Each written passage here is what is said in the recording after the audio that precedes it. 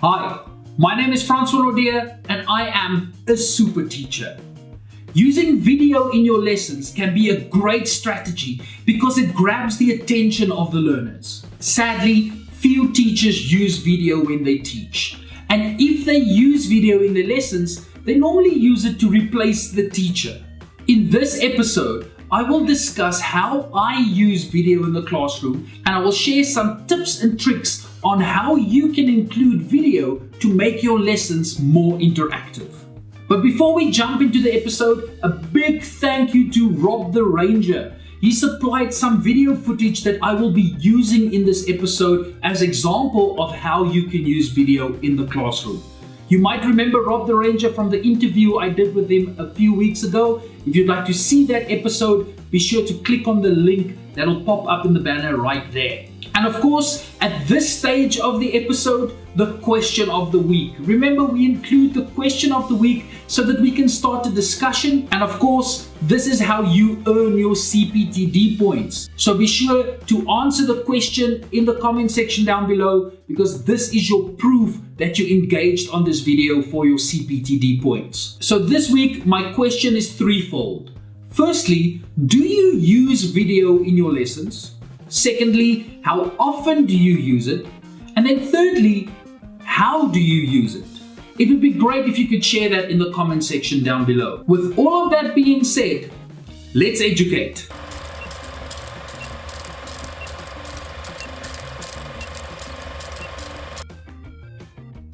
There are many benefits to using video as part of your lesson. But what we often see is that teachers would put on a video and then they themselves would become passive. In other words, they would play the video and then sit behind their desk while the video is playing. And then only once the video is ended, they would stand up and then further engage. There's nothing wrong with doing it this way.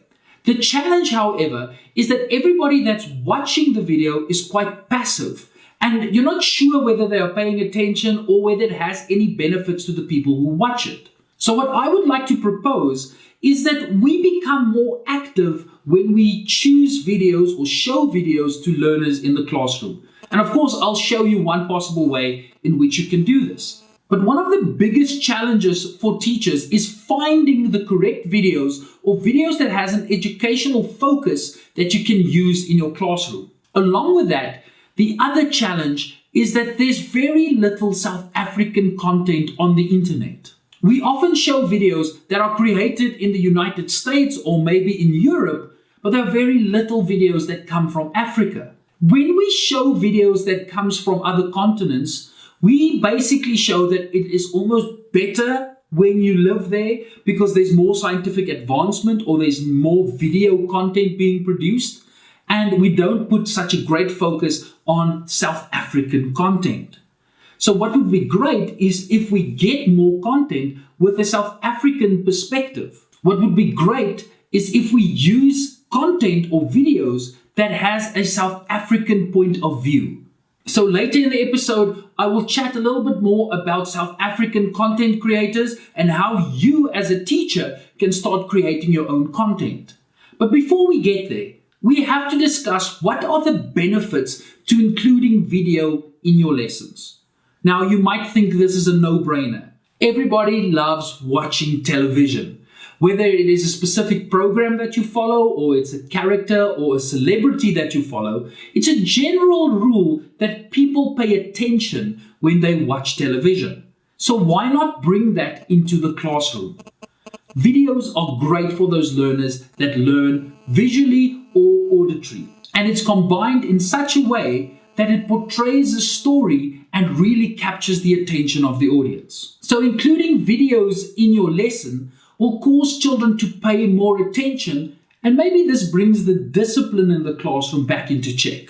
In many classrooms, videos are a welcome break to the normal teaching directly out of a textbook. It's extremely boring having to listen to the same teacher's voice the whole time. So what you can do is break the monotony of your voice with showing videos. In this way, your lessons become more engaging and more interesting. But probably the biggest benefit of using video is the fact that you can take children to places where they normally wouldn't be able to go. A simple example of this is taking children on a submarine dive in the ocean. Normally, a school's budget does not allow for a teacher to take children to the ocean and take them under the surface. So, using video, you take children to a place where they haven't been before or where it's very difficult for them to go. This is also true for excursions, like going to the zoo or museums or even to a wildlife reserve. In this way, you overcome the financial barrier and you bring the outside world into the classroom. Another benefit to using video is that it captures authentic moments, especially when you make your own videos. You get to capture that surprise element on the faces of the people. Let's say, for instance, you do an experiment and there's a little explosion. If you video record this, you also get the reaction of the people to the experiment.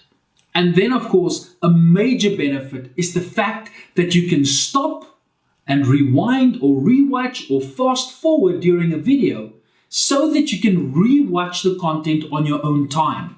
Okay, so now that we've discussed some of the benefits, I'd like to show an example of how I would use video in my classroom. Now, I come from a natural sciences background, so of course the videos that I'll be showing now would explain a natural sciences phenomenon. But this is only an example. You can, of course, apply this to your subject or your field of expertise. So the example that I would like to use stems from the field of life sciences called ecology. Now, for different grades, I would use these videos in different ways. But in general, this would be an easy concept to teach to basically any grade. So I'm going to take one aspect of ecology and discuss food chains. Now, a food chain is basically the way in which energy flows through the ecosystem. For those of you watching that don't come from a natural sciences background, it's basically the circle of life.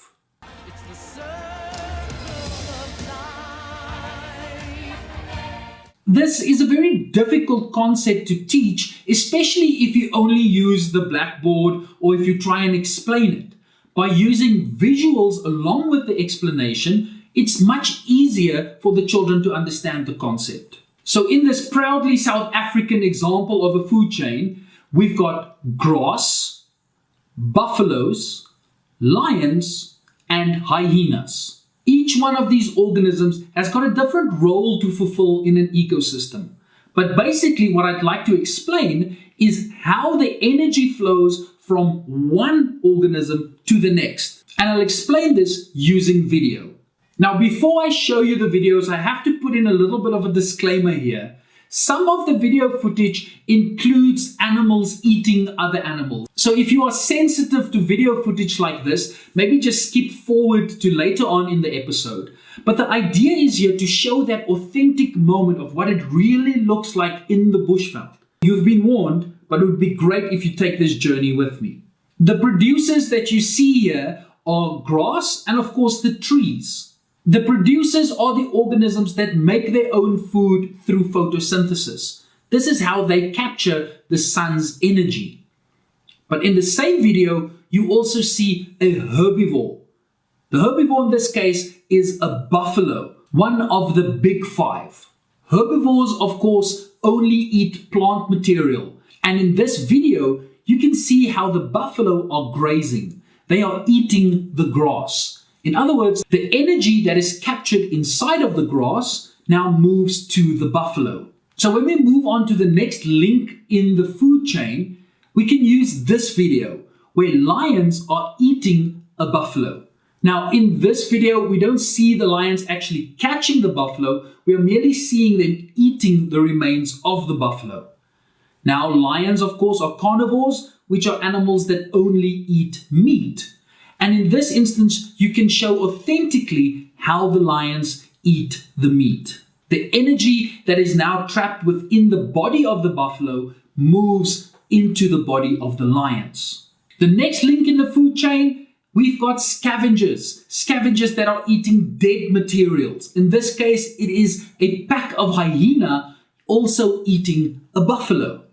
And then lastly, in some remarkable footage, we actually see a scavenger eating another scavenger, where we've got a hyena eating another hyena. This is absolutely amazing. So if we look at the series of videos that I just shown you, you can see that it is a range of videos that are proudly South African in the first instance, and that it is coherent. So many times teachers try to explain food chains by using examples that children don't really know of. They would use examples from America or from Europe, where in this case it's something that is proudly South African and that children can possibly see. The great benefit here is that you can pause and stop and rewind and forward as much as you want. In this case, you don't just put on the video and go sit behind your desk. You can actually play the video and then pause it whenever you want, or when there's a question from one of the learners. It can also become a discussion point. So for the next part of this episode, I'd like to share some tips on how you can include video that's going to make your class a little bit more exciting. One of the first things I would do is, before I show a video, I would ask a question. Because when you ask this anchoring question, the children will look at the video trying to answer that question.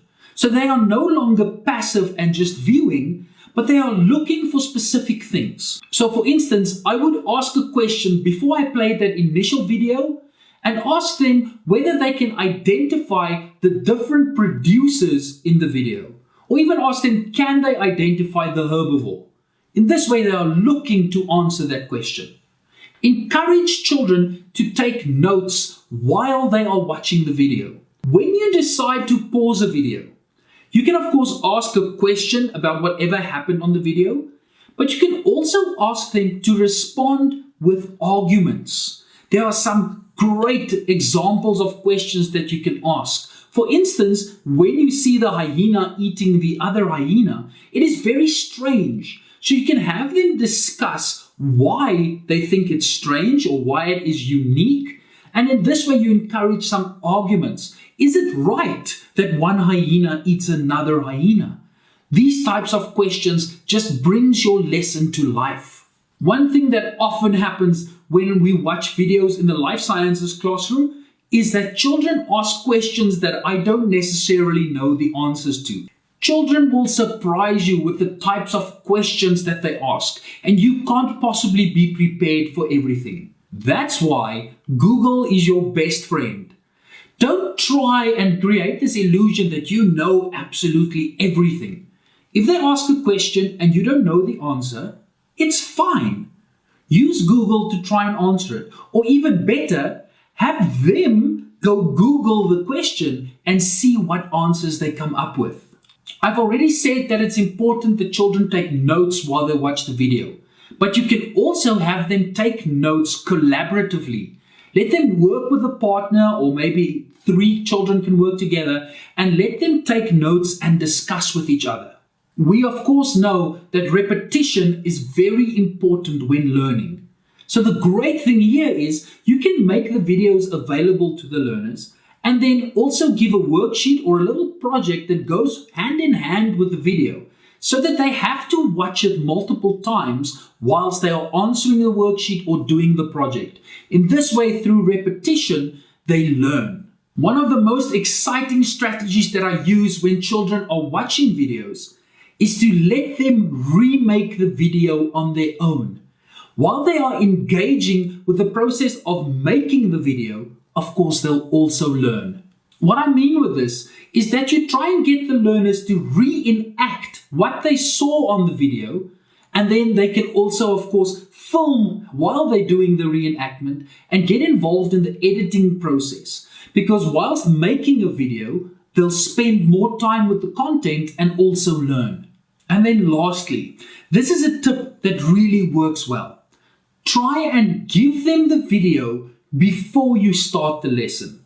In other words, if your school has access to the internet, you can give them the links to the video and make it their homework to watch the video before they come to class. So in other words, it's preparation for your class. In this way, they are prepared for what they are going to see, and you can spend more time in discussing what happened in the video than just showing the video during class. In this way, you flip the classroom. For the last section of this video, I'd like to discuss where you can find video material to use in your classroom. Now, the easiest way of finding videos is to go onto YouTube. YouTube has got millions of videos. So in preparation for your lesson, you would need to work through a few videos that you'll find on YouTube by going to different creators' YouTube channels. What I do is I spend about half an hour to an hour every day scouring through YouTube, finding the channels that normally present content that has got educational value. Once you've found the video that you would like to use, save the URL onto a Word document so that you can find it easily. One of the most popular YouTube channels for educational content is Khan Academy. Now, it is good for teachers to watch Khan Academy because it gives them ideas on how to explain certain content. But what I find is that many teachers would rather just put up the lesson from Khan Academy, show it to the children, and then not engage with the content. This is not the correct way to use video in your lessons, but rather take the videos from Khan Academy as supplement to your own lesson. One of the biggest challenges with Khan Academy or other videos like this is that it is basically one person explaining the work. So it basically just replaces the teacher. Try and find great videos that you can interact with in the classroom. The best way to find videos that are authentic and suited for your classroom is to make your own videos. Trust me, it is not difficult to make videos for the classroom. Most teachers have got access to a phone which has a camera. And the majority of phones these days have got great quality cameras that you can use to make your own videos. There are even apps that serve as editing software so that you can make your videos on your cell phone. Go give it a try. Just make one video and upload it to your own little YouTube channel, or maybe just show it to your classroom. It is such a great creative experience, and if you like doing that, you'll find yourself making more and more and more videos. And I promise you, your children are going to love it. Another way of using video is to let the children make videos. They also have got access to cell phones and they would be able to create their own content. Whilst creating, we learn. Okay, so that brings us to the end of this episode. I'm really excited to see whether teachers are going to take up the challenge and make more videos for their classroom. If you do make your own videos, please send me the link on Facebook or any of the other social media platforms. You'll be able to get my social media off of my website, which is www.superteachersolutions.com. So if you enjoyed this video, be sure to give it a thumbs up and subscribe to this channel if you'd like to see all super teachers unite under one banner so that we can make a positive difference in each and every classroom. You can subscribe to this channel by clicking on the logo that's appearing right here. You can also watch the other videos on this channel by clicking on the link that is there or the one right below that one. Until next time, my name is Francois and I am a super teacher.